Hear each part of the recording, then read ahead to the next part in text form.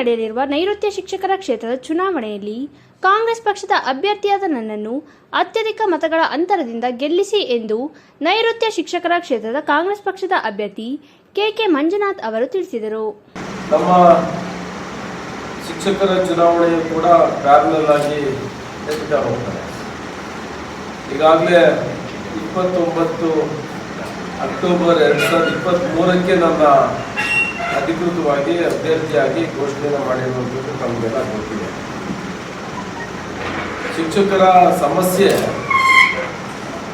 ನಮಗೆ ವ್ಯಾಪ್ತಿ ಪ್ರಾಯಶಃ ಗೊತ್ತಿದೆ ನಮಗೆ ಅಂದ್ಕೊಳ್ತೀನಿ. ಆದರೂ ಕೂಡ ನಮ್ಮ ವ್ಯಾಪ್ತಿಗೆ ಚಿಕ್ಕಮಗಳೂರು, ಕೊಡಗು, ದಕ್ಷಿಣ ಕನ್ನಡ, ಉಡುಪಿ, ಶಿವಮೊಗ್ಗ, ದಾವಣಗೆರೆ ಜಿಲ್ಲೆಯ ನ್ಯಾಮತಿ, ಚನ್ನಗಿರಿ ಮತ್ತು ಹೊನ್ನಾಳಿ ತಾಲೂಕುಗಳು ಬರ್ತದೆ. ಸುಮಾರು 30 MLA ಕ್ಷೇತ್ರ ಒಳಪಡ್ತದೆ. 5 MP ಕ್ಷೇತ್ರಗಳು ನಮಗೆ ಅನ್ವಯ ಆಗ್ತದೆ. ಇಷ್ಟು ದೊಡ್ಡದಾದಂಥ ಒಂದು ಕ್ಷೇತ್ರ. ನಮಗೆ ಸಂವಿಧಾನದತ್ತವಾಗಿ ಶಿಕ್ಷಕರ ಕ್ಷೇತ್ರ ಅನ್ನುವಂಥ ಅವಕಾಶವನ್ನು, ಶಿಕ್ಷಕರಿಗೆ ಮತವನ್ನು ಚಲಾವಣೆ ಮಾಡಲಿಕ್ಕೆ ಅವಕಾಶವನ್ನು ಮಾಡಿಕೊಡ್ತಾರೆ. ನಗರದ ಸುದ್ದಿಗೋಷ್ಠಿಯಲ್ಲಿ ಮಾತನಾಡಿದ ಅವರು, ನನ್ನನ್ನು ಗೆಲ್ಲಿಸಿದ್ದಲ್ಲಿ ಪ್ರತಿಯೊಬ್ಬ ಶಿಕ್ಷಕನ ಬಳಿಗೆ ಹೋಗಿ ಅವರ ಸಮಸ್ಯೆಗಳನ್ನು ಆಲಿಸಿ ಬಗೆಹರಿಸುತ್ತೇನೆ ಎಂದು ಹೇಳಿದರು. ಒಳ್ಳೆ ವಿಷಯವನ್ನು ಹೇಳಿದ್ದೀರ ತಾವು. ಮೂಲ ಶಿಕ್ಷಕನಾಗಿ ಶಿಕ್ಷಕರ ಪೂರ್ಣ ಸಮಸ್ಯೆಗಳು ನನಗೆ ಅರಿವಿದೆ. ಅದಕ್ಕೆ ಪರಿಹಾರಗಳು ಕೂಡ ನನ್ನ ಹತ್ರ ಕೊಡಲಿಕ್ಕೆ ಸಾಧ್ಯ ಆಗ್ತದೆ. NPS ರದ್ದತಿ ಮಾಡಬೇಕು ಅಂತ ಹೇಳಿ ನಮ್ಮ ಸರ್ಕಾರ MLA ಮ್ಯಾನಿಫೆಸ್ಟೋಲ್ಲೇ ಸೇರಿಸ್ಕೊಂಡಿದೆ.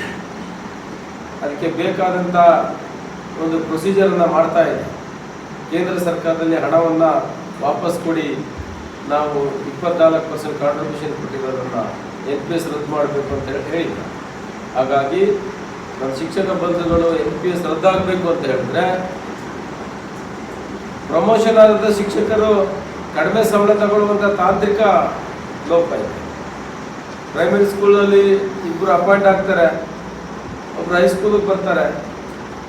ಎಲ್ಲರೂ ಅನ್ಕೋತಾರೆ ಪ್ರಮೋಷನ್ ಆಯಿತು ಜಾಸ್ತಿ ಸಂಬಳ ಅಂತ. ನಿಮ್ಗೆ ಆಶ್ಚರ್ಯ ಆಗ್ಬೋದು. ಅಂತ ಪ್ರಮೋಟಿವ್ ಶಿಕ್ಷಕರನ್ನ ಸರ್ಕಾರಿ ಶಾಲೆಯಲ್ಲಿ ಪ್ರಮೋಟಿವ್ ಉಪನ್ಯಾಸಕರನ್ನ ಕೇಳಿ, ಹೈಸ್ಕೂಲಿಂದ PU ಬಂದವರು ಕೂಡ ಪ್ರಮೋಷನ್ ಆದವ್ರಿಗೆ ಸಂಬಳ ಕಡಿಮೆ. ಯಾರು ಪ್ರಮೋಷನ್ ಆಗಲಿಲ್ಲ ಅವ್ರಿಗೆ 5 ರಿಂದ 15 ಸಾವಿರ ರೂಪಾಯಿ ಸಂಬಳ ವ್ಯತ್ಯಾಸ ಇದೆ.